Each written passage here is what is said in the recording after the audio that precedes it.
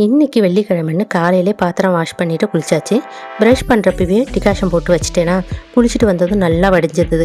நான் எப்போவுமே கதவை திறக்கும் போதே காஃபி கப்போடு தான் வெளில வருவேன். நான் சின்ன பிள்ளையிலேருந்தே காஃபி அடிக்ட்டுங்க. ஒரு நாள் கூட காஃபி குடிக்காமல் இருந்ததே இல்லை.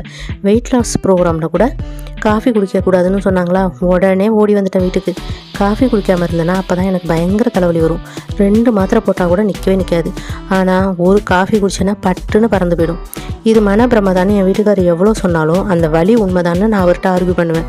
அப்படியே ஒரு நல்லா ஸ்ட்ராங்காக ஹாஃப் சுகரில் ஒரு காஃபி போட்டு எடுத்துக்கிட்டு வந்து வாசலில் உட்காந்து அது ரசித்து குடிக்கிற ஆனந்தம் இருக்கே அப்பப்பா. காஃபி குடிச்சு முடிச்சதுக்கப்புறம் தான் வாசல் கூட்டி கோலம் போடுறது, செடிக்கெல்லாம் தண்ணி ஊற்றுறதுன்னு அடுத்த வேலையை பார்ப்பேன்.